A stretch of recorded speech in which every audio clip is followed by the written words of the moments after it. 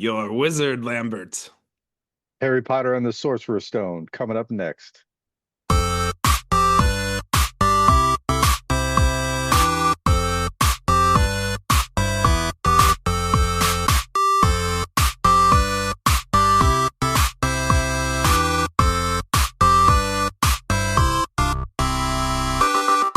Welcome back to Nerd is the New Cool. My name is Justin, and with me is he who shall not be named, Mr. John Lambert. Yes, yes, I am. uh, Can't wait to talk about my first Harry Potter movie. Well, second, well, technically. we are in for quite a treat. We are reviewing and discussing Harry Potter and the Sorcerer's Stone. It's the 25th anniversary, and as John just said, I forced him to watch this for the first time. If people that are listening can believe it, that's It's come up on the show a couple times. I know, This was this but now that I actually made you do it, I think that's actually the more shocking right. than you not having The seen it. more shock. Right. That now I can say that I've seen it. So you had never seen it before. Where did you watch it? I watched it last night on HBO Max. Okay, where I rewatched it as well. I do have the DVD. I have all the Okay. DVDs with all the You have the books. book? Okay, you got the book. And All right. yeah, and I have the book. I have the whole book set. Um, I was trying to think about it the first time I saw this, and I do not actually recall. I think it's worth telling this real quick story.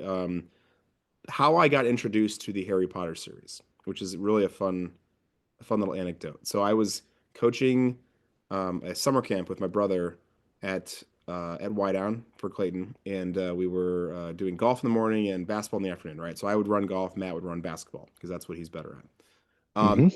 It's a 6 week camp, something like that. Around week four, all the kids, I'm not exaggerating, there's 30 kids, let's say 25 of them show up with Harry Potter and the Order or the Goblet of Fire. No, I'm sorry, Harry Potter and the Order of the Phoenix. That is the fifth book. And I'm like, I've heard of these things. These are kid books.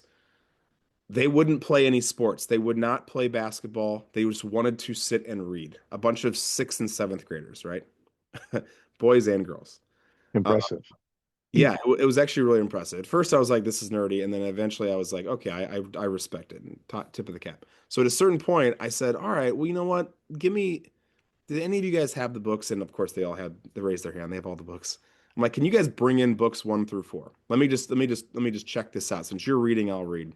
And I blitzed through all 4 books and caught up to them by the time like the end of the camp. And I was like, yeah, I get it. This is a pretty fun book series. And at the time, again, they all weren't out, and so to kind of be able to progress through books 6 and 7, and then the movies too.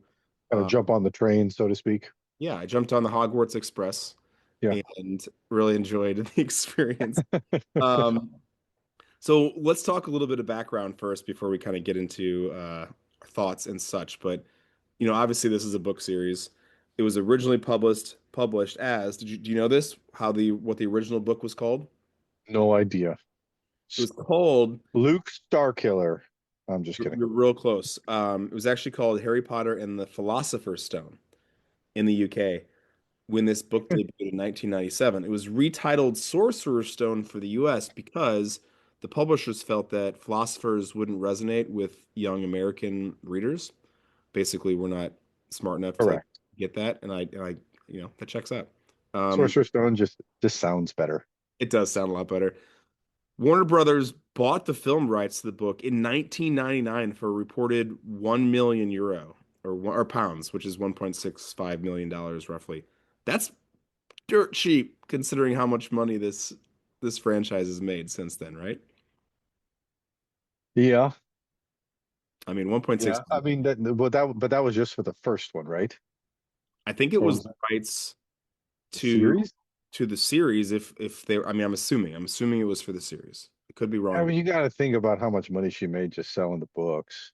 And even if it's just the first book, honestly, like let's just say that's what they I mean I still think it's a I steal. mean, I'm just all I'm saying is that if that was for the first book, by the time you get around to the sixth, seventh, and eighth book, that cost goes up. Yeah, Because but now I think the way you that's buy all I'm it, saying. but I think the way you buy IP is you're not necessarily buying the story, you're buying like the likenesses and the characters. right? So if like when I don't know. okay, well, either way, I think it's a steal. It was published in the UK on June 26, 1997 by the publisher Bloomsbury, published in the US the following year by Scholastic, again with the title change.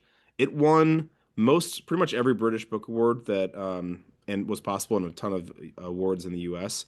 It reached the top of the New York Times list for the best-selling fiction in August 1999 and stayed there for most of 99 and 2000.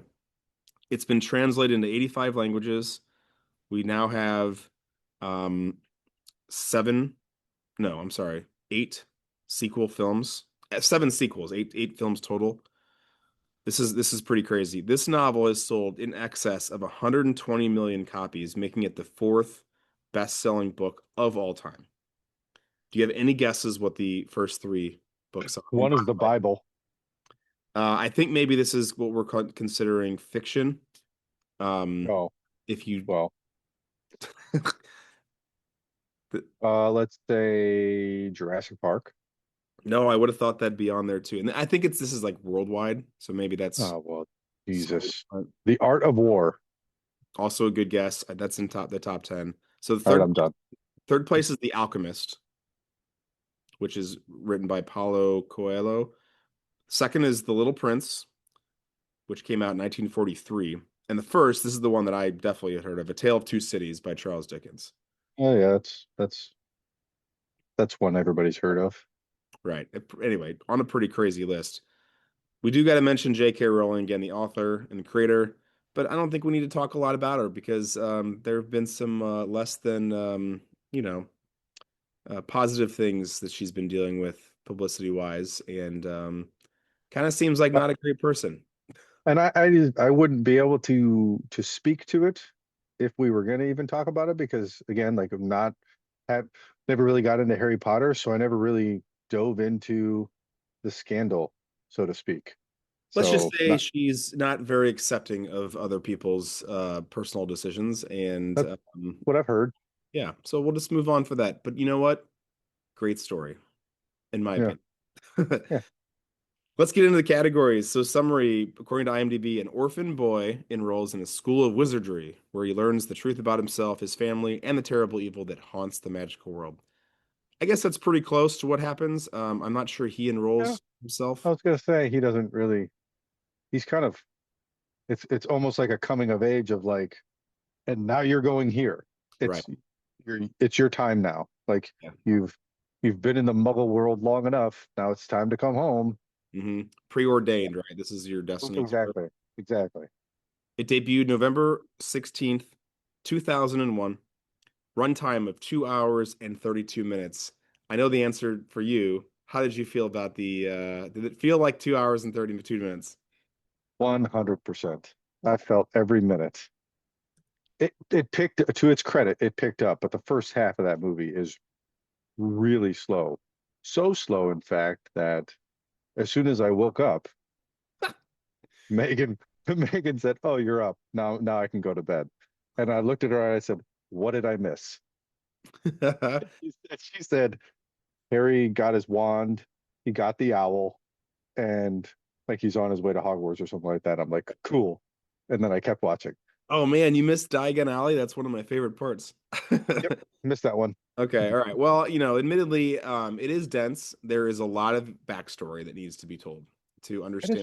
And it's just slow. But again, as it progresses, Yeah. it starts to pick up and then it starts to get more interesting and it starts to hold your attention a little bit more. But I get it. It's the first in a long series, so you got to take some time to dig into some stuff, and sometimes that's not very exciting.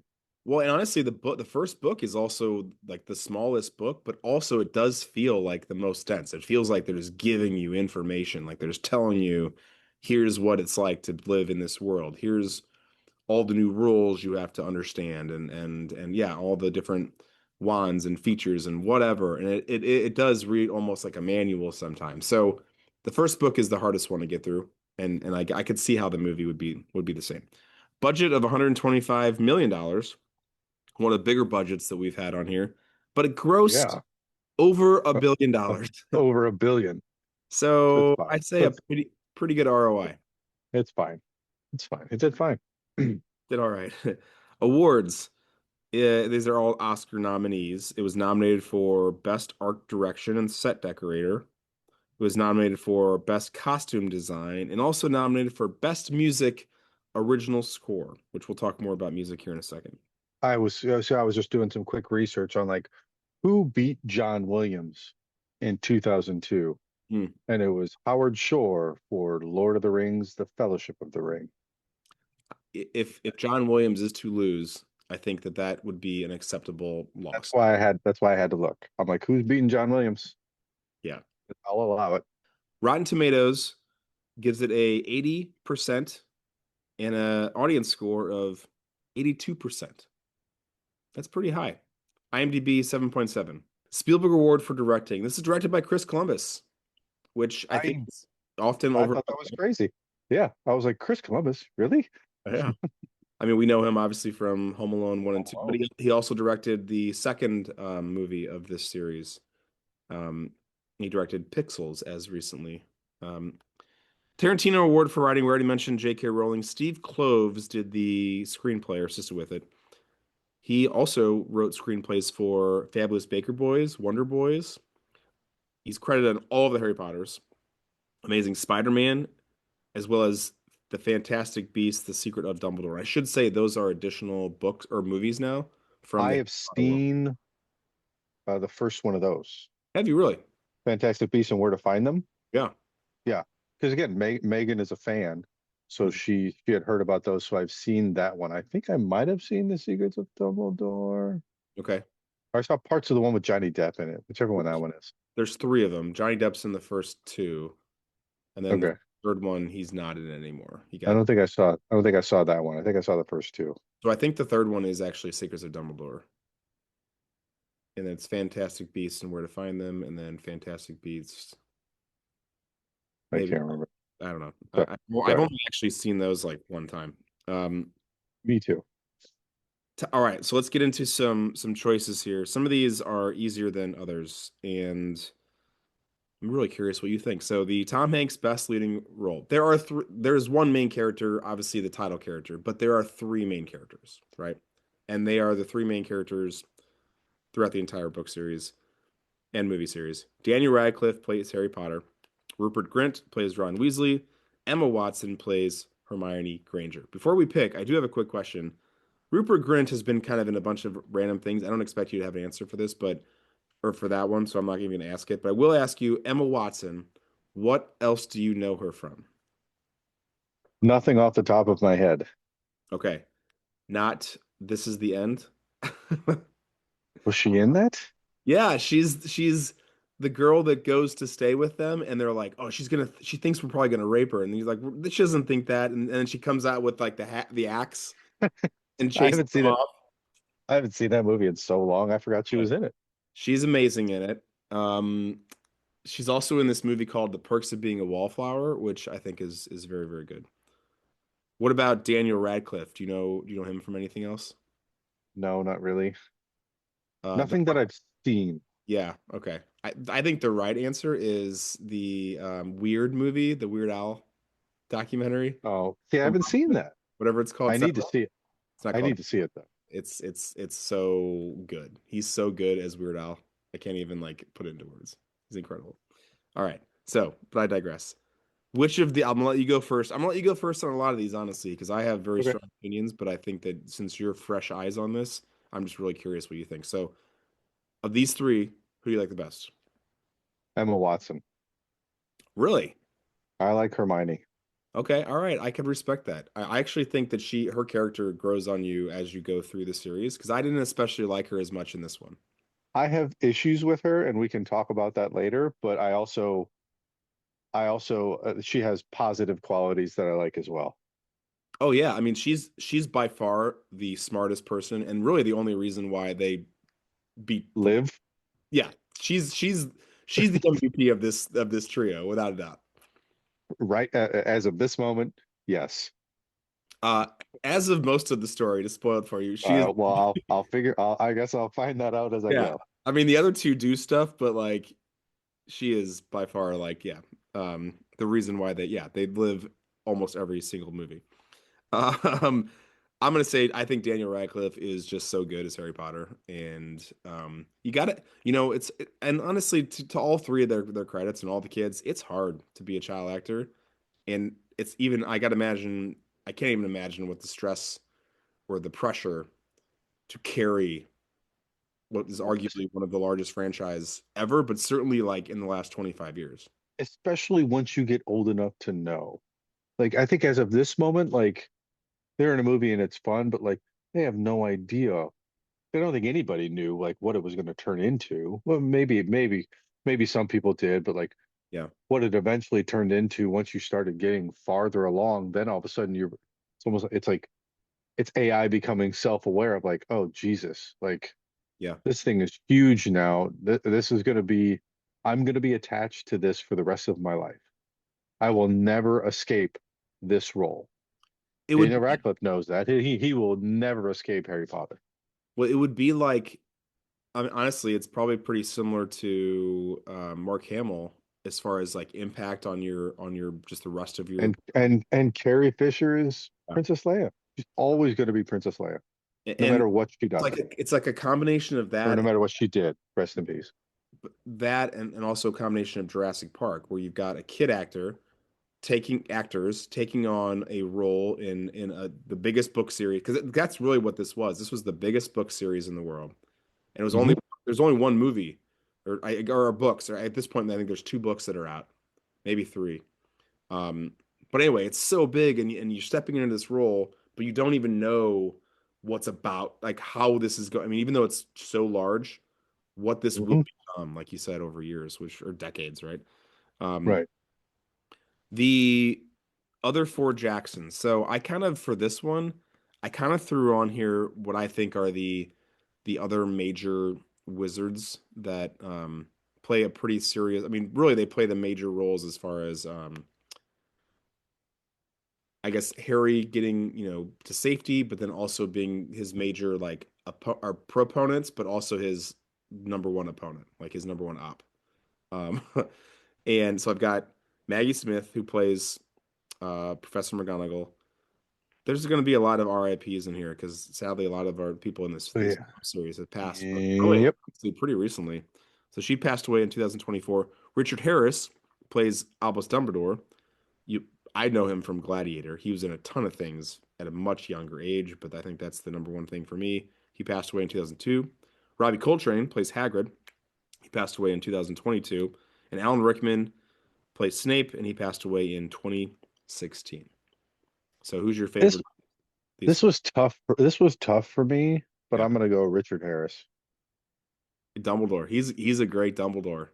Um, He is good. I just like Richard Harris. I do too. So I think he's really good. I was kind of between Richard Harris and Robbie Coltrane. I think just because I like Hagrid's character, I was between him and Alan Rickman, just and because I yeah, like Alan Rickman. to be honest with you, there are moments in this entire series where all four of these characters take turns being my favorite. And just this being kind of their introduction, they don't actually, I think Hagrid plays the larger role of the four in this book series. Totally. He's like the mentor. I mean, that's kind of the role that he plays, at least in this movie. Like he's kind of the mentor, and he's that adult that they go to when they have like, Yeah. oh, we got to go talk. Like, where's the safe place? Hagrid. Hmm.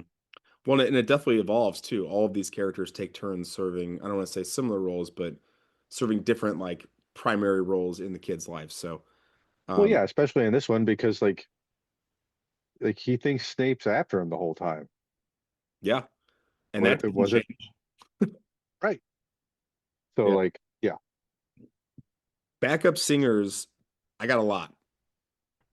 there's a Fiona, lot of people in this movie. there's a lot of people in this movie, and they're all British. Fiona Shaw plays Aunt Petunia Dursley. She actually won a Primetime Emmy, or she was nominated for a Primetime Emmy for Andor, as well as Ooh, Killing Eve. who's She's Andor's, mm. Oh, she's Andor's mom. yes. Yeah, I thought she looked familiar. I'm like, why do I know her? She looks really familiar. she's in a Gotcha. bunch of stuff, but like that was the number one thing. I put that on there for specifically for you. Because Uh, of Andor, yeah. she's Because Andor. Andor's great. Yeah, I also put this one on here for you because, well, he needs to be mentioned anyway. I, David re- Bradley played I Mr. recognized I recognized him. Looks the same except for a little younger. Yeah, yeah, he does. Well, barely. Yeah. So 160 credits, this guy, but he's for us best known as Walder He's Frey. Walder Frey. Yeah. Game of Thrones, right? Richard Griffiths plays Uncle Vernon Dursley, 92 credits, passed away in 2013. Warwick Davis makes Yep. an appearance as the Goblin Bank Teller, also Professor Flitwick, and we know him from, Willow, Return of the Jedi. Vern Troyer plays Griphook. We know him from Austin Powers and The Spy Who Shagged Me and Goldmember. RIP 2018. John Hurt plays Ollivander. I mean, I know him best from Alien in 1984, but he's in a bunch of shit. All right, he also passed away in 2017. Richard Bremer plays He Who Must Not Be Named. John Cleese plays Nearly Headless Nick. Monty Hmm. Python, obviously.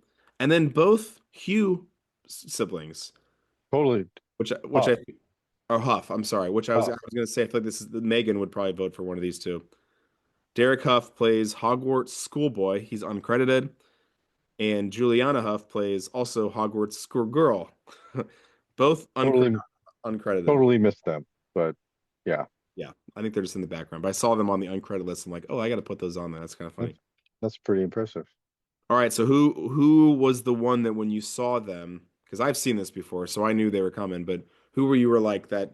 The Leo. Ooh, ooh, like pointing at It this. was it was two people. It Okay, was John Cleese and then it was Warwick Davis. yeah, definitely. And Warwick Those were the two. Davis.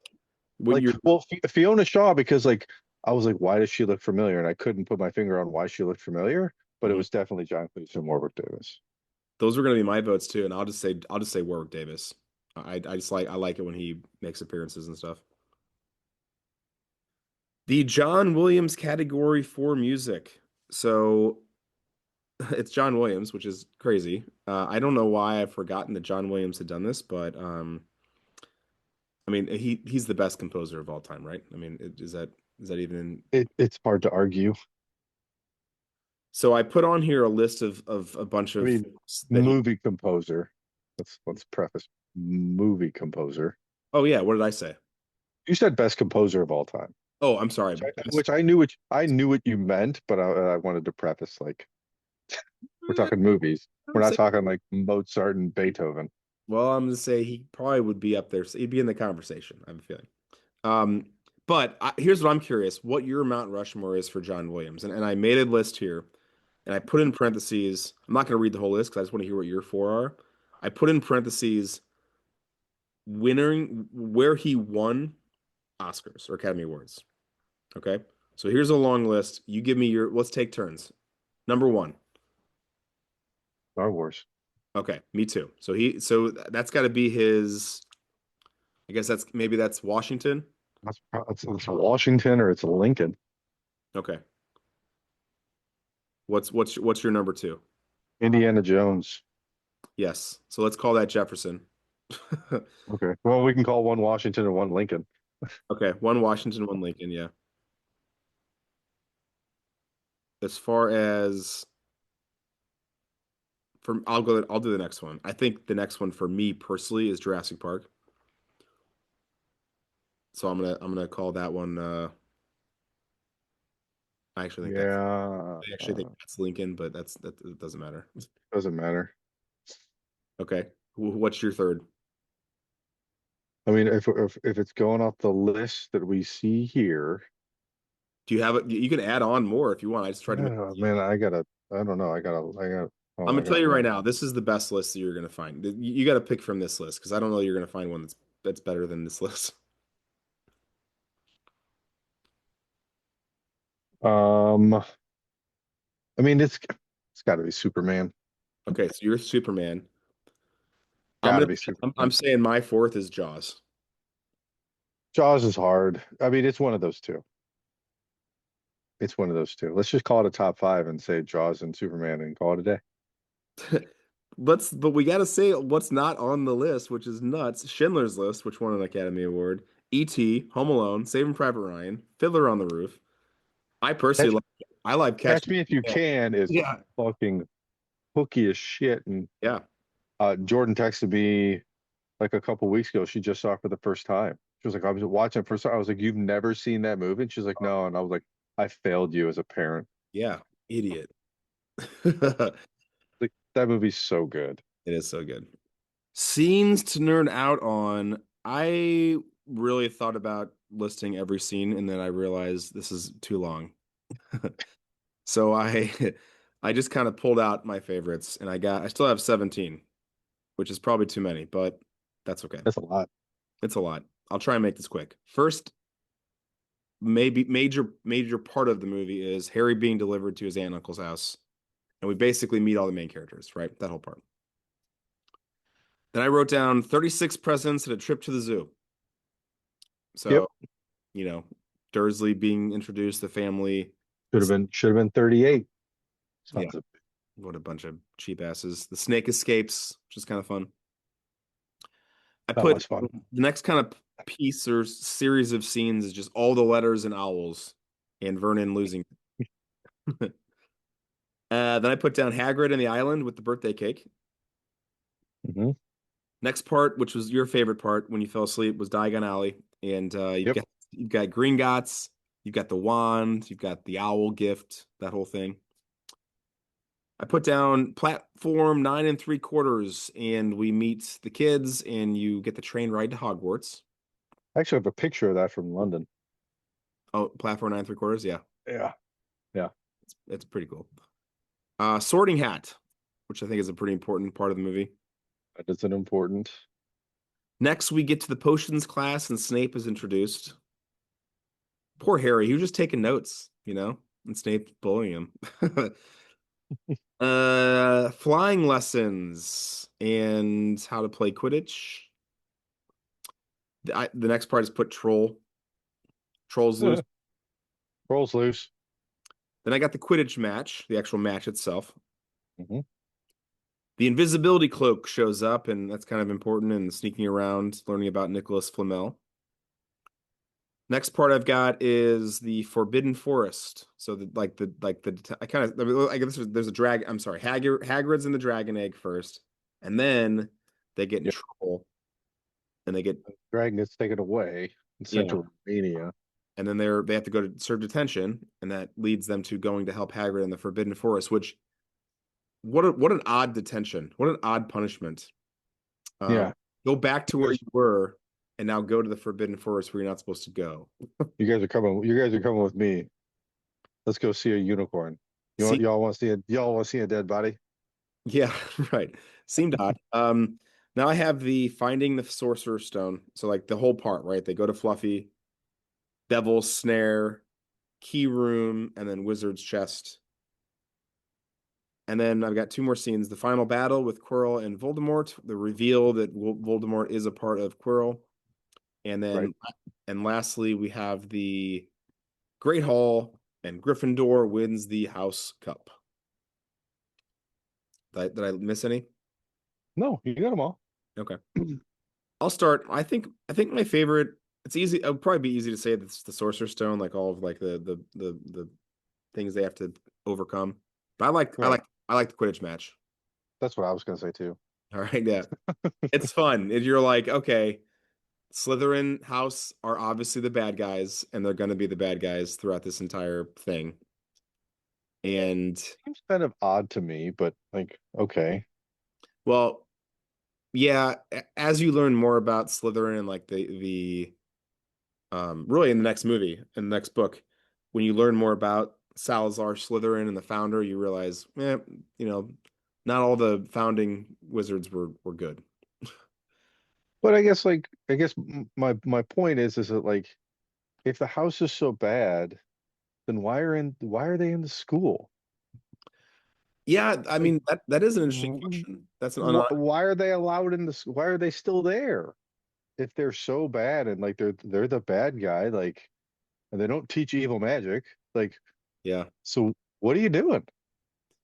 That is like it's a very interesting question. Maybe unanswerable, but Yeah, I do it's rhetorical. I do think there is a part of perhaps, you know, even the bad kids need education too, and maybe we can harness your evil tendencies for good. Oh, Um, we're gonna Dexter these kids. well, yeah, I mean, yeah, I guess maybe, yeah, okay, that's one way to think of it. The Heath Ledger Award for Scene Stealing. I've got two nominees: Alan Rickman and Robbie Coltrane. Those are my two. So Snape and Hagrid. I mean, I gotta go Snape just because Alan Rickman plays pretty. He plays a pretty skittish character, Yeah. but like because like Harry is instantly like leery of him. Hmm. But like once he gets on there, it's like everybody's watching him and be like, and Alan Rickman's Alan Rickman, and he doesn't have to say anything, and he steals the scene It's it's as if Alan Rickman, and I think you could argue this happens a lot of times when he's on screen. He is in a grand play, and because he's a classically trained actor. he's playing it like a classically trained actor. Yeah, he's playing it like he's on stage and not on the silver screen. I know, and he's straight. He's the straight man. He's dead. He's deadpan. He's serious. And it just works. Yeah, it totally works. And because you've got all these kids and Hagrid and this kind of silly magic, and he's kind of like the guy taking everything seriously. It's almost like, stick with me, it's almost like Sir Alec Guinness in New Hope. Totally, totally agree. You know what I mean? Yeah, you're like, why is Yeah. this guy here? He's Like better than this guy, everyone else this here. guy's legit and he's playing it straight the whole time. And then he's got these damn kids that are just running around and like, yeah, It's hard not to be like that's what it's like. he has to be the bad guy. Obviously, he's the bad guy. Why else would he be here? You know? And he has to play it straight. He can't be having fun. We got Yeah, to take this seriously. This is totally, a serious business. totally agree. Dante's Peak. So my first nominee for what do we think is the peak? I wrote down book adaptations in 2001. And I actually it's between this and Lord of the Rings, so I just wanted to litigate that real quick as to what do you think is I mean, I know what my higher peak? opinion is because it's for Well, me, it would be Lord of the Rings just because I was actually into that movie okay, I'm and gonna have go seen it numerous I'm times. gonna give you I'm gonna give you that is probably the right answer as far as quality. I think that movie adaptations from books that debuted in 2001, Harry Potter eventually wins. But I think Fellowship Yeah, because Hobbit screwed everything up, but Fellowship that's should win the year. that. Yeah, no, Hobbit did fuck it all up. You're Oh, right. they fucked it all up. Like, And there were 10 Harry Potter movies versus I guess six Lord of the Rings. well, they had to keep making, they had to stretch Lord of the Rings out. Yeah, that was dumb. Maggie Smith. What do we think her peak is? So a couple things about Maggie Smith.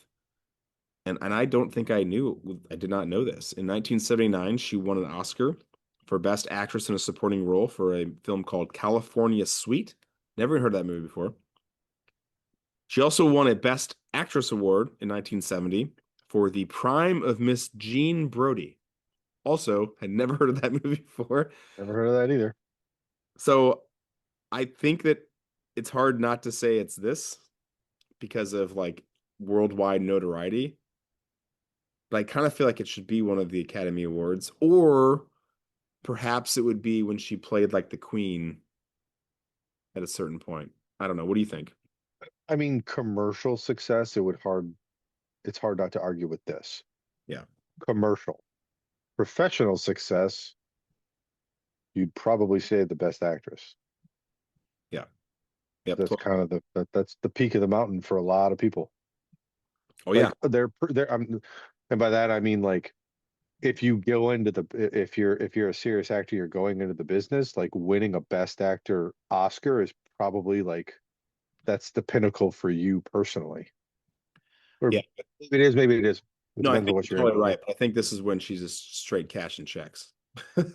And probably having fun too, like it's kind of silly. Um, I also put on here Richard Harris. And so to kind of go back in his acting career, first of all, he was nominated for an Academy Award for Best Actor for in 1964 for a movie called This Sporting Life.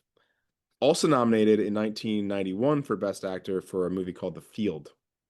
So this dude's been around. We're talking. This is Yeah, 30. he's been around. This is 36 years, 37 years after his first Academy Award nomination. Like that's a long time. Um, Hmm. so it's either this or Brave or what's it called? Gladiator. Gladiator, right? Yeah. I mean, I don't necessarily. I mean, for movie people, it's not. For movie people, he's played so many different roles. But I think for Yeah. movie aficionados, and honestly, I'll just throw myself in that category. People that were born, I don't know, past 1980. I think it's I think it's got to be this. But Oh man, yeah, I forgot he was in that. what's that? He's in Unforgiven. He is Unforgiven. Yeah, yeah, it's true. He's good in He's Unforgiven. in he's in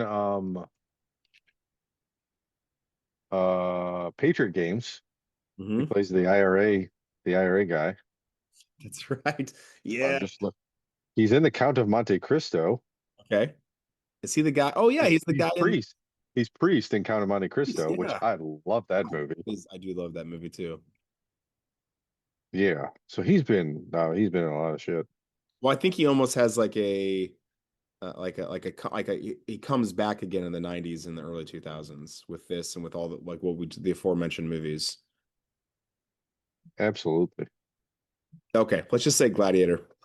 I would say Gladiator, but I did like him um Kind of Monte Cristo.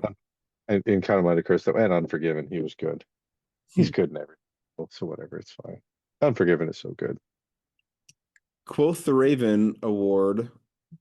Do you have I only have actually a couple quotes. And I none wrote down a I wrote down a few just because some of them were funny. I was gonna say but most of mine are I mean they're kind of serious. Oh, none of mine are serious. Well, I'll start with the serious one, and then I got a funny one and a kind of mediocre one. The first one I'll say is from Dumbledore, which I think is this is a very true quote. Takes a great deal of bravery to stand up to your enemies, but a great deal more to stand up to your friends. Yep. And I agree. Good sentiment. Yep.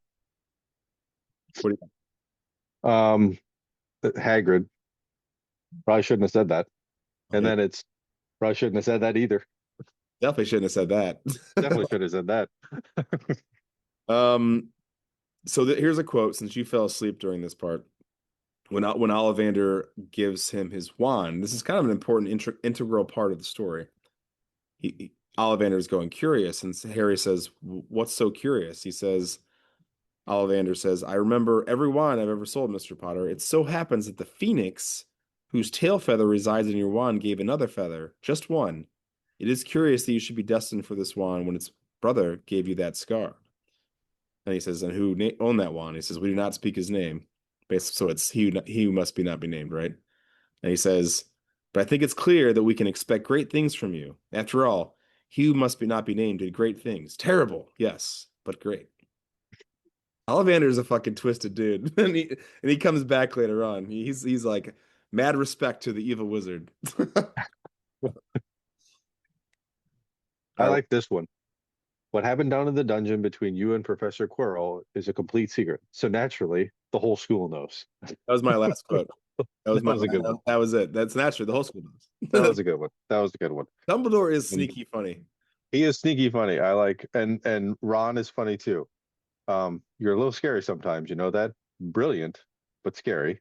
Uh, Um, and then I like this one. Now if you two don't mind, I'm gonna go to bed before either of you come up with another clever idea to get us killed or worse, expelled. worst expelled. And then I like this one from our favorite scene. Yeah. I don't remember. I took a bludgeon to the head 2 minutes in, woke up in the hospital a week later. Dumbledore makes a funny quote later on too when he's like he's eating the jelly beans. He's like, "Ah, alas, earwax." uh, there are some funny moments in this movie. This movie, I think it's kind of silly. Well, because everybody's had that pack of jelly beans because they make them. They make them. I know. And whenever we go to like Harry Potter Land and Universal, I always buy. I think I have a big old box that I bought Jana last time we were there, and some of those flavors are disgusting. Well, we'll be going in a couple of years. Yeah, I'll tell you where to go, but we'll cross that bridge when we get to it. You're canceled. Anything we need to get rid of besides J.K. Rowling? I Besides the author, Yeah, yeah, no, yeah. no. I just that was more of a funny joke. We can't get rid of her, sadly. Another Spider-Man again. All right, let's recast some people. I just thought we should recast the four main adults because you can't recast kids, right? It's too hard. Like, hey, find this unknown kid that's going to turn out to be a star. Fun fact, by the way, did you know this that they have an HBO series coming out next year? They're completely redoing the entire Harry Potter Why? because it's worth a lot of money. That's my only guess. So it's a reboot. It's a reboot, and every season is going to be a book.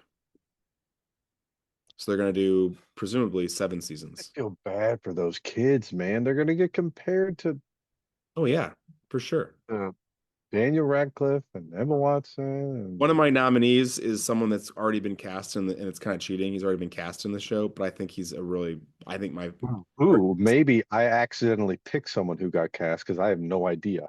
very excellent cast. Can't wait. Okay, so let's recast Hagrid. So Robbie Coltrane was 51 at the time. All right. You go first. All right. I got two names. Okay. David Harbour Yeah. Okay. and Brendan Fraser. Brendan Fraser. Oh, and David Because you Harbour. need you need someone who's like intimidating, but you also need someone that can bring the humor and kind of, you know what I mean? So like you got to have someone that can toe that line, that can be physically intimidating, even though like Haggard's huge because of CGI, but like you still need someone big. I was like David Harbour and Brendan Fraser are big dudes. No, totally agree. Those are really good. I'll give you a couple of mine. I thought that Javier Bardem could do an interesting spin on this, Okay. Yeah. and I think Benicio del Toro also kind of in that category. Again, the same thing. Like Yeah, can be intimidating, but can obviously have the lighter side, the humor yeah. for Benicio. And Javier Bardem can do it too. Liev Schreiber, I think would be kind of more of a serious Hagrid, but I think he'd do a good job with it. So, and here's Jana's nominee, and I actually think it's my favorite, Jorge Garcia from Lost. I don't know who that is. You ever seen Lost? No. We look him up real quick because Is now, that the really big dude? yeah, and here's the thing: he Okay. wouldn't have to put on any makeup or anything. Like Robbie No, Cole he wouldn't. wear He a looks like him. and He still, looks just like him. and this dude is just literally he could just wear what he wears and act like himself. And Oh, he he totally was could. And he's 52. saying it's like she pulled it out of the fucking hat the other night. I was like, all right, that's Yeah, that pretty damn good. it's totally him. It's Yeah. totally him. It's done. Done. End of story. I Done. like Jana's idea Jenna 100%. wins. I think, oh, hold on. I like all of our ideas, but that's the best. Totally agree. And actually listen to this cast in the new show. Nick Frost. Do you know who that is? I'm looking him up right now. He's Shaun of the Dead, World's End. How Oh, did I love him. you God, he's so great. Oh, he's good like too. Hagrid a little bit as well? He So does look like him, and he can bring the humor. Oh, yes. Nick Frost is great. these Yeah, that's the a good cast. recasting of the show for the adults. I'm kind of in. Okay, let's talk Snape. Alan Rickman was 54. So I'll go first on this one. I've got I've got like five nominees, and frankly, I've got one, in my opinion, winner. um, I think Hugh Jackman could be a serious actor. Thought about him. I thought about him. Vincent Cassel, who you may know him as the bad guy in Ocean's 12, the French guy. Okay. Yeah. Just kind of thinking of someone who like can play it serious, but can also be kind of like a dick. Clive Owen, I think would be really good. But my number one is Mark Strong. So I went British too, Mhm. on a couple of them. You hear my last one? You didn't get it. Mark Strong. Okay, I want to make sure you. I Yeah, love Mark Strong. very Mark excited. Strong is great. Mark Strong is great. I'm actually going to list a cast member of his in one of his movies Okay, all right. Who do you got? as my favorite. So I listed two other. I have three people. I listed McConaughey Okay. because I think he could do it. I listed Ewan McGregor just because I'd love to see him play someone like this, and I know he could do it. So I don't disagree with you, but the character in the next movie, Ewan McGregor is born to play that character, and so that because I think he'd be really. You're right. He would be really good at Snape, but he'd be even better as the new guy, the new Defense Against the Dark Arts guy in book two. Anyway, go ahead. Okay, but my favorite one is Idris Elba. Uh, oh, Idris Elba. You know what's It's interesting? very, it's very close to your Mark Strong. Like Yeah, I think both, I like both those guys are like they're right there. yeah. They'd be good. Idris Elba would be great. Would be great. And I have no problem. Like, I'm not like a purist where it has to be like they have to look exactly like the character. Because honestly, I think Mark Strong, if he played it, he would have to be bald. He I would absolutely have to I be wouldn't bald. like him with hair, with But dark he looks no, he looks more menacing bald. fucking for sure. He would have Idris to be bald. Elba would do. Man, that's a coin flip. It's a total coin flip. Yeah, I'll tell you Both what. those are both those are fantastic. So let's table that for a second, only because I think it depends on because if we're thinking about like switching around like looks and like races, when we get to Dumbledore, depending on who we pick, we can go back and retroactively pick the other person for Snape, if that makes sense. Because I was playing around with like, not that it matters, but like I was playing around with race as well for Dumbledore especially. Um, the person, which maybe actually speaks to like your perspective, a gentleman named Papa Asidu has been cast as Snape. Um, Papa. he is from the UK. You you've never seen this, I don't think, but it's a movie called or a TV show called I May Destroy You. He's in Black Mirror, kind of just like almost like a bunch of bit parts. He hasn't been in that many things either. Papa Paapa, Oh, okay, I got you. Okay, I'm looking at him. I got him now. which I don't know him well enough to say yes or no, but I I'm don't know him at all. sure he's gonna be good. Young guy though, 35. Young Young, guy. right. I like it. Okay, McGonagall. Maggie Smith was 66. You go first on this one. I got two names. Okay. One of them is just I don't know why. I don't know why I put the name because I just think it'd be I do know why I put it. So I have Tilda Swinton. Yeah, okay. Sure. I have Meg Ryan. Oh, Meg Ryan is interesting. Actually, I feel like one of my picks is similar to that. Even though like I don't know if she acts anymore, but like I No, think she'd be good. I think she would be good. Because you got to have someone who she doesn't really do it in this movie, but you got to have someone who seems sweet, motherly, but Hmm. can be a badass, right? And you see that come out later on with McGonagall. Sorry, spoilers. Just she's gonna be a badass at some point. So I've got Juliana Moore and Love Julianne Moore. Michelle Pfeiffer is my favorite. Both those are good. I think You're thinking like Michelle Pfeiffer, like Wasp, where she's like, oh, she's nice, but then she can like yeah, she can get after you too. and she's actually pretty similar. Or She's actually pretty Catwoman. similar. She's similar in age to what Maggie Smith was too. No, I know. Yeah. Which I is also shocking. I also think of her in what was the movie she was in that was about magic and Stardust. Did you ever see Stardust? I didn't see Stardust. It had she was like the bad witch, and then it also starred what's his name from Daredevil. Um, what's his name? Who plays Daredevil? I can't think of his name right now. Um, I know his face, but I couldn't tell you who he is. I'm not really caught up on those. Charlie Cox. Shit, I should have known that. I know. Uh, well, I personally I think Michelle Pfeiffer would be great in that role. And I think Meg Ryan could pull it off too. Um, Yeah. the her first name, by the way, is Minerva. We should make sure we mention that. The Janet McTeer has been cast to play her, and she's in a bunch of stuff I'm not really that familiar. Well, she's in Mission Impossible: The Final Reckoning, plays Walters. She's in The Menu. She's in Albert Nobbs. She does look familiar, doesn't she? Does look familiar. Yeah, I just don't recognize any of these things. Anyway, okay. Ozark. She was in Ozark. Oh, okay. Yep. She was the lawyer in Ozark, isn't she? Yeah. Yep. Okay. That's what it is. Totally. That's what it is. I knew she looked familiar from something. Cool. She's badass in that movie or in that show. Is for sure. Okay.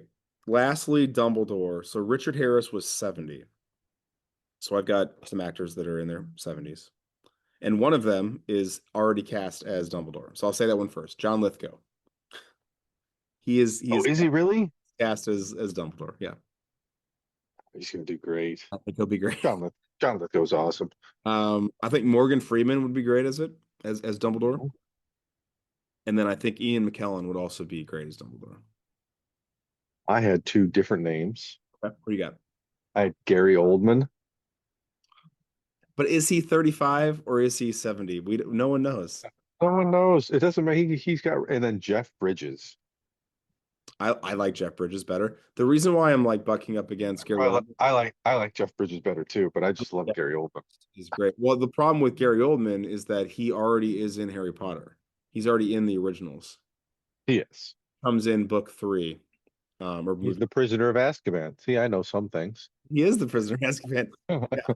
So aside from that, I think that if he wasn't already in it, I would have picked him immediately. But Jeff Bridges would be amazing. Jeff Bridges is the winner. So then Idris Elba is who we cast as Snape. Okay. Yeah, definitely. Okay. To stream or not to stream, is this better as a TV show? I guess we're going to find out soon, right? I mean, I'm gonna say no. I think it's going to be hard, and I think the problem is it's always going to be compared to these, and these are very good. But the only like glimmer of hope that I feel is that there's a lot left out from the books. Like having read the books, not so much in this first one. I think this first one actually is a really, I think, pretty close adaptation. But as you get further on, the books go from 300 pages to 400 to 700 pages. They cut out a lot in the later movies. And so, I think you could spend more time with the background of a lot of like subcategories or characters. Um, I don't know. It could be interesting to see how they kind of approach it. I don't know. Jury's out. Well, I guess we're gonna find out. We will find out. I'm sure. I'm sure. Well, I don't know. I was gonna say I'm sure I'll watch the show, but like that may be one that Megan watches on her own. Yeah. Okay. Well, I'll watch it along with her as well.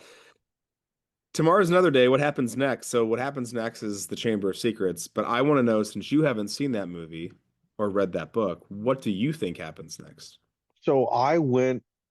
So I didn't go crazy on this because obviously I know there are many sequels to this movie. This is the first of many, and I haven't seen the second one. So Yeah. I was going immediate future, like what happens immediately after this movie ends. I said Harry goes back and torments his cousin with some benign magic, like nothing crazy, nothing harmful, just playfully fucking with that kid. Hermione goes and reads some more books, and then Ron spends time practicing that stupid look on his face that he has all the time in this entire movie. Okay. All right. So you're right about all three of those things. That's summer break. So Yeah, I just that's what I want mean. Summer break. I want to know what you think happens in year two at Hogwarts. Paint me what would be a fun story to be told. I mean, I think they find some more trouble to get in because that's what happens. Yeah. Um, they're a year older, they're a year wiser. Well, maybe the girl is, but the boys certainly aren't any wiser. Yeah. Um, Yeah, there it is.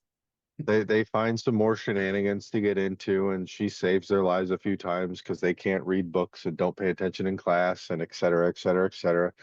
And then, I mean, I've seen enough of the movies to understand, like, eventually, like, boys start to pay attention to girls. So that's going to be a thing, like, at some point in time, because eventually it's like, "Ooh, you're a girl." It's like, "Oh, hey, you're a girl." Um, You're not wrong. and I would imagine some new characters get introduced. Yeah. I don't know when and I don't know how, but like some new people come in, whether it's a new teacher. Well, the one teacher just got killed, so like they kind of replace that guy with someone, I guess. And and yeah, maybe they take a field trip somewhere other than like a haunted forest, and normal school thing, and shenanigans happen there. Who knows? You kind of mapped out a lot of what happens in the next book, so that's well done. Not very specific, but yes, all of those things. Well, I don't know specifics. Yeah, no, you're not wrong though.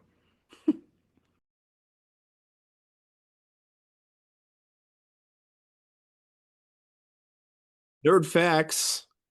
I'll start us off. Alan Rickman was handpicked to play Snape by J.K. Rowling and received special instructions from her about the character. Actually, pretty much provided him with vital details of the whole backstory that we don't even learn till the final. It's really the final book, but definitely the last two books for sure, which is, you And know, that's some Game of Thrones shit right. that George did with that one to let him know where it was going.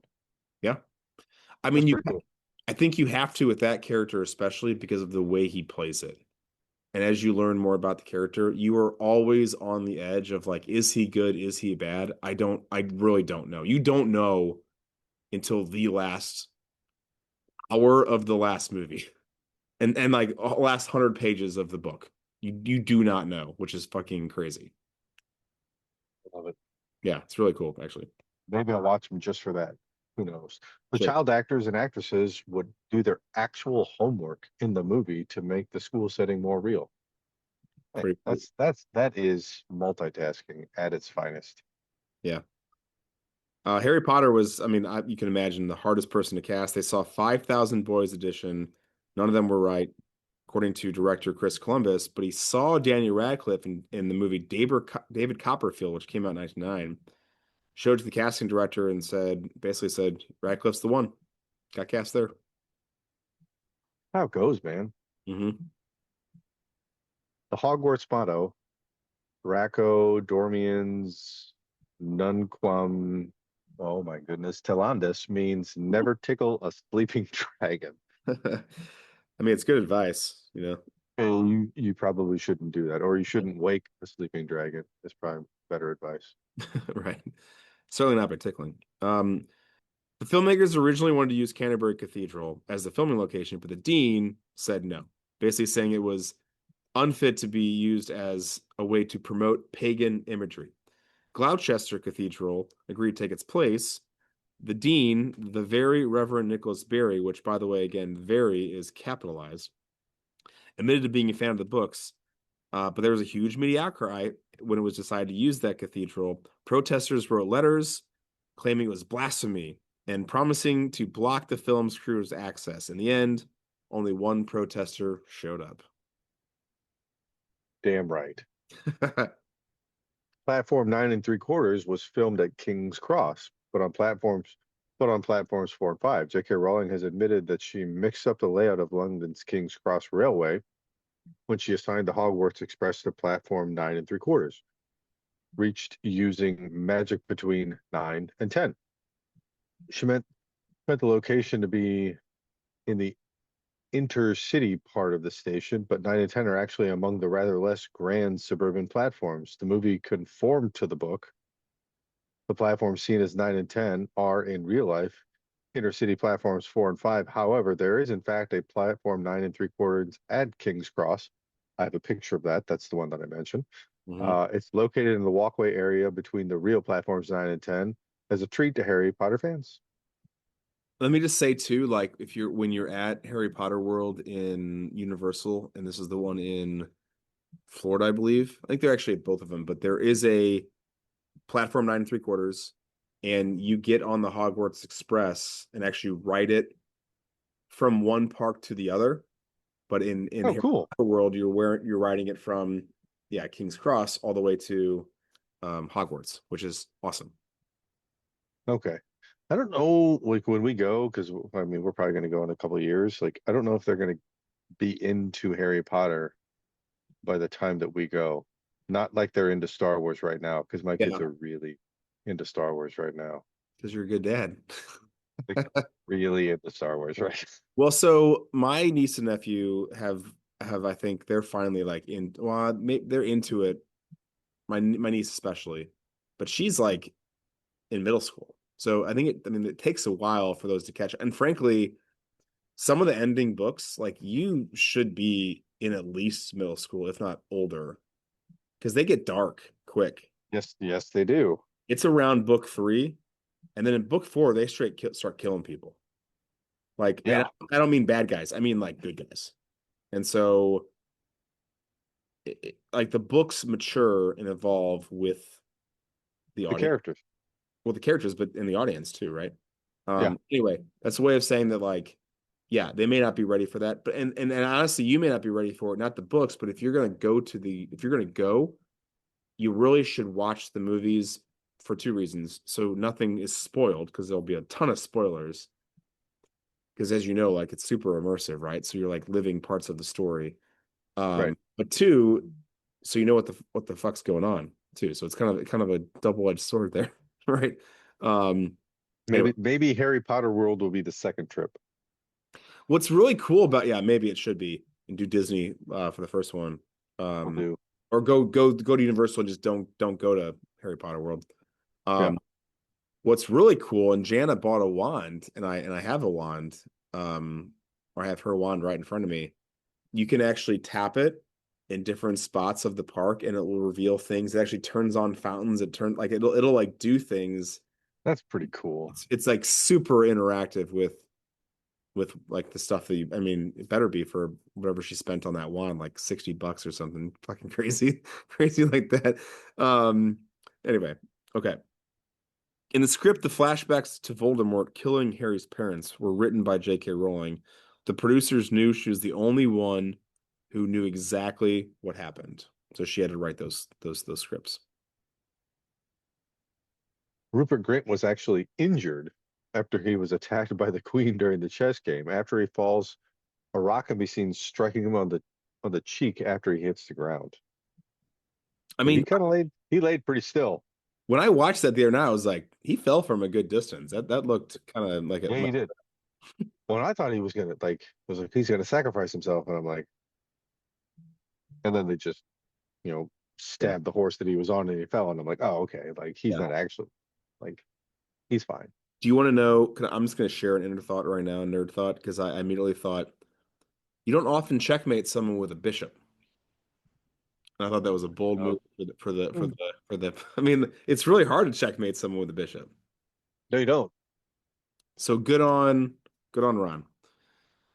When Harry first meets Professor Quirrell in the bar with Hagrid, he extends his hand to shake it, but Quirrell makes a point not to shake it. It's shown at the end of the movie that when Harry does touch Quirrell, it causes him to basically break down due to his dark magic and association with Voldemort.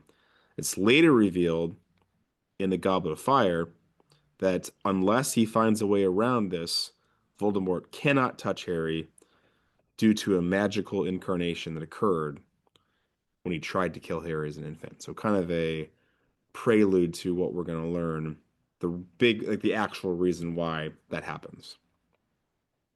Interesting. Well, we're kind of on to inner nerd thoughts. Like this episode kind of flew by pretty quick. Did we learn anything? I've got some fun little quizzes for you here. I have thoughts. I have Okay, all right. thoughts. Let's get to your thoughts in a minute here. Let me ask you All right, first. hit me. Best skill. Best skill that happened. So like wizard skill that happened in this movie. Hold on, I got a list for you. You have to think about it. Oh, okay, I was like, do I have to think about this? No, Because no, this no. is I've going to got a be list. terrible. I'm throwing this at you, so I got a list. Best skill. So McGonagall, shape shifting, turns into a cat. Pretty cool. Pretty cool. Speaking to snakes. We learn later it's called parcel tongue. Making glass disappear. Same scene. Can I just say one thing? That's some Slytherin shit. If you're speaking of snakes, that's all I'm gonna Well, say. well, that's very perceptive of you, Lambert. That's all Um, I'm gonna say. yeah, you're not wrong. Uh, so making glass disappear. F shooting fire out of an umbrella. The Haggard does. Oh, love it. Um, making food appear. That Dumbledore does. Welcome meal and all these gigantic fucking plates of chicken and whatever just appear. Love it. And then summoning a flame wall with the snap of your finger, which happens at the very end of the movie. Where are you going, Harry? And he goes snaps like this, and all of a sudden, it was like out of fucking Zelda, where there's Yeah. where there's puzzles, and if you walk into the wrong wall, just a flame. Just I immediately thought, I don't know, the first time I ever thought of that. So of those five, six, which one's your favorite? What would you? Probably the what were you just gonna say? I was gonna say, which one would you like to have? Oh, I like the coolest one is the flame wall, but like I don't necessarily need that one. That's true. You don't Uh need one. No. no, I don't need that one. Like practicality, give me Dumbledore and food. Like whoosh, Yeah. let's Shape. eat. I would. Oh man, Like shape shifting is cool, but like let's eat done. yeah, you convinced me. I was gonna say shape shifting, but no, you're right. Uh, It was like if you could shape shift into anything, that'd be different. well, the way shape shifting works, what I can't remember what they're called, but they can turn into animals. So we'll Oh, we'll, okay. we'll see that play out in the third book. That certain characters can also become animals. But yeah, the food, it's got a real hook vibe to it too.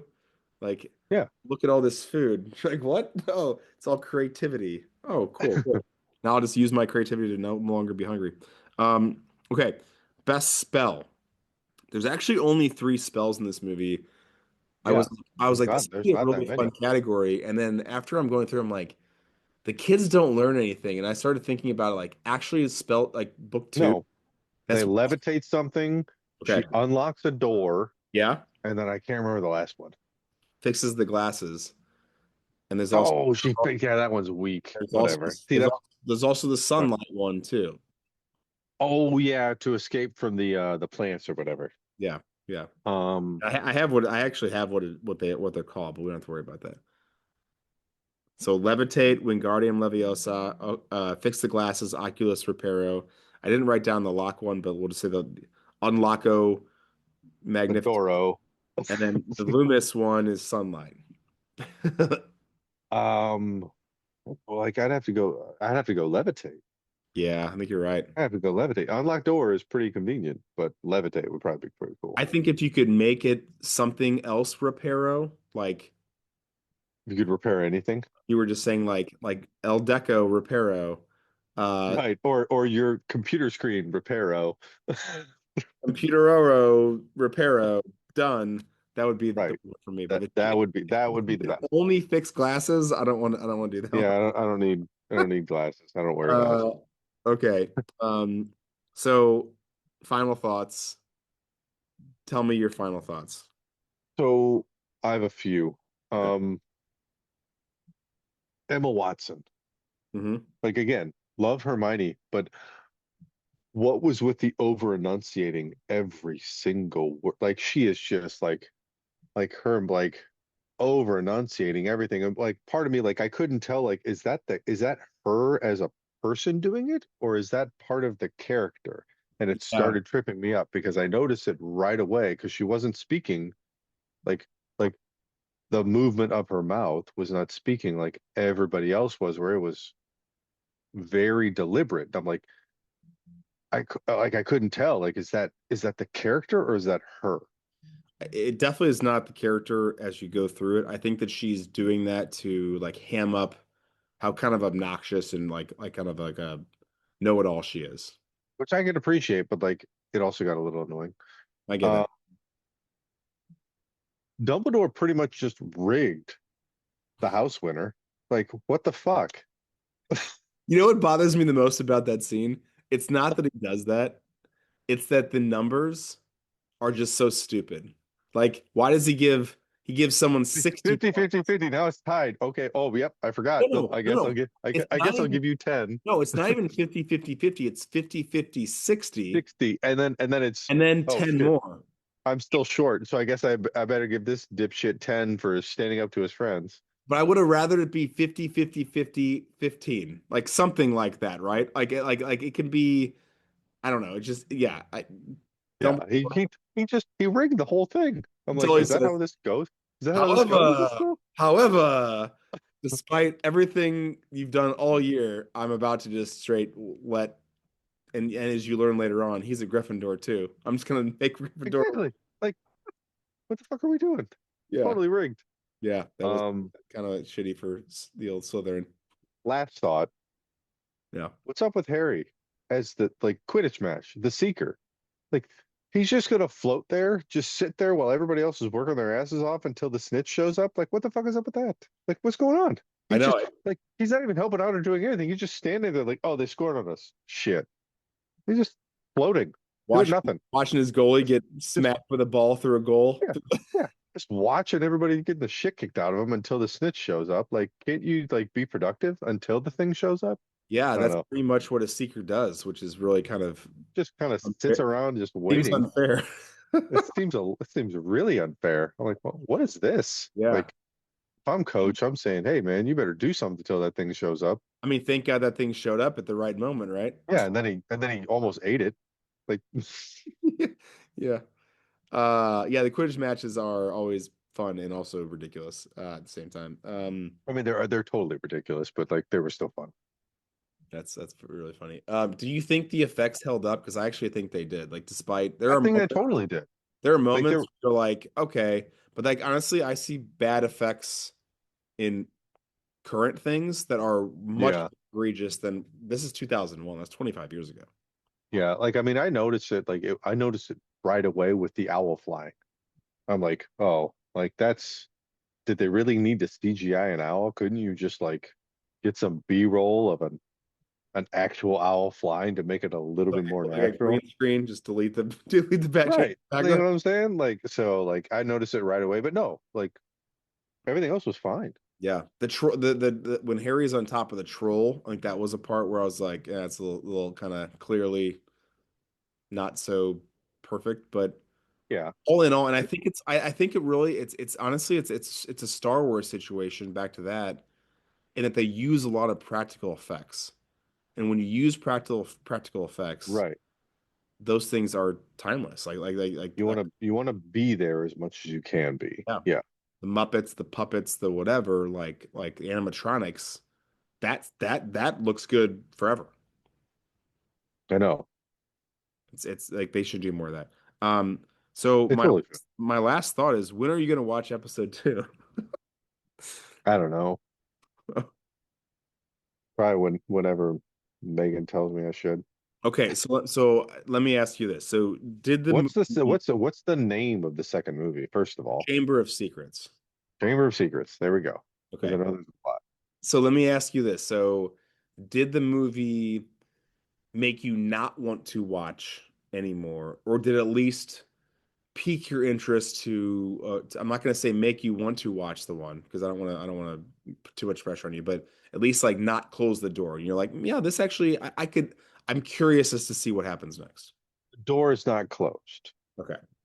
The door is certainly not closed. Yeah, I'm curious to see again, like it ends, they leave, they go off on, summer vacation or whatever, and which I find intriguing. Like I'm like, okay, so like they're a bunch of wizards, and it's like, all right, go back to the real world, but don't tell anybody. Like Yeah. what's going I think on? that I think that book two will also bore you for half of it, but Awesome. you will love the end of it because it's very, very good. And then I think that once you start three, you're going to be in. You'll be in. I won't have to make you watch four. Once you watch four, you're going to watch five, six, and seven, like, and seven A or B or whatever, or I guess eight. Yeah, I've seen which one's 7A. Is 7A Deathly Hallows? Yeah, it's Deathly Hallows Yeah, part one, part two. What I'm saying I've is, seen that. I've seen that one. once I get you to three, you're going to be like, okay, you know what? Let's watch four soon. And once you watch four, you're gonna be like, I gotta watch the rest probably this weekend. Gonna have to burn through That's what's gonna happen. them. But All right. I got to get you past two into three to make this a thing. So it may be a year or two, but I do think at a certain point, you'll be in. Well, you never know. Like Megan was sitting down watching this one with me last night, so maybe it sparked something, and it's like now she's gonna want to watch. She's gonna want to go back through them again. It's And hard. if she wants to do that, then I'll go do that. I'll do it with her. All right, all right. I do think We're there are some really, really amazing, intriguing parts of the second one, but the second one, in my opinion, is actually the worst movie because it's so long and there's a lot of downtime. It's long. Like this was 2.5 hours. It's longer than that. It's like the same amount of time. No, it actually is longer, I think. Um, but two is like the longest one, I think. I'm pretty sure. But two has so many moments of like in class, whatever, and so it's like it really draws it out. But then the like the it reminds me of like a Smallville episode or a Smallville season where you've got all these filler episodes, which are fine but kind of boring. But then the episodes That, where that don't actually drive the plot. It's almost like a side quest in a episodes video that game. yes, totally. But the episodes that drive the plot, you're like, fuck yes. What's happening? You're like, lock the fuck. It is so fascinating. Okay. So if that, but it's few and far between in the second movie. Anyway, uh, Well, we're in season 1 of Yellowstone, so it might be a little while.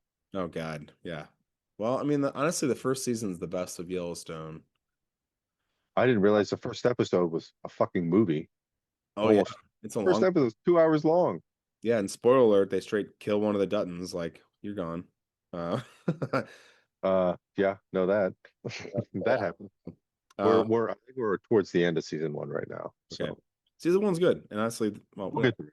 We could talk about this a later time. Okay. Nerd Outreach, wrapping this up. Well, thanks to you, John, for watching Harry Potter for the Hey, first time. And now, when we do a draft, um, you can at You least won't get draft a you won't Harry. get mad at me for picking a Harry Potter book. I will still get mad at you, but not as mad because at least you've watched the first film. I've watched the first film. Um, Obviously, listeners, we love you guys. Rate, share, etc. You can follow us on all the social media accounts, wherever podcasts are found, as well as YouTube, where we've got all of our nerd takes and video episodes. Next episode preview. So I was thinking we just kind of keep the good times rolling and just talk about Lord of the Rings, Fellowship of the Ring. What do you think about that? Fucking right. I think it's great. I gotta dust off the director's cut. First of all, that's the only cut I watch nowadays. That's number one. Secondly, Give we me that. Give do me that 4 hours.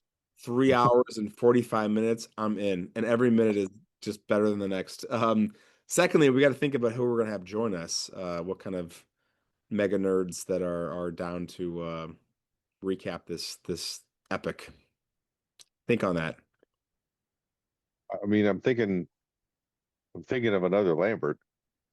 Well, he wouldn't be the first time. Wouldn't be the first time he's on this episode, this show. So, What? Yeah, it wouldn't be the first time. It'd be the second time he'd be on the oh, show. you're talking about your twin brother. Oh, I'm talking about Matt. I'm not talking about Andrew. oh, I'm talking about Matt. you know what? I want Matt to be on here so he can make me look like a normal person and him look like the nerd.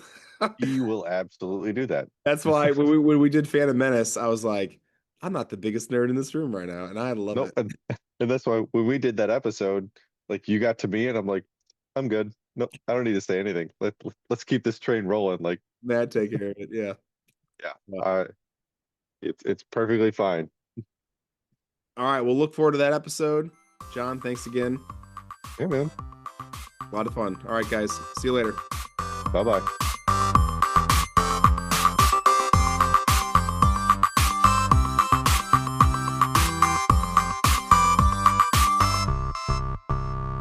Okay. Well, let's get into this. I'm like really excited to hear what you think.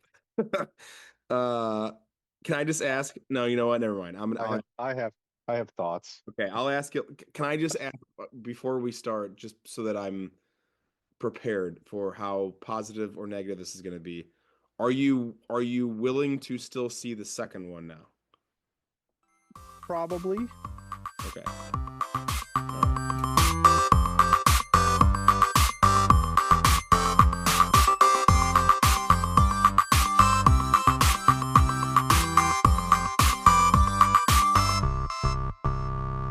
Welcome back to Nerd is the New Cool.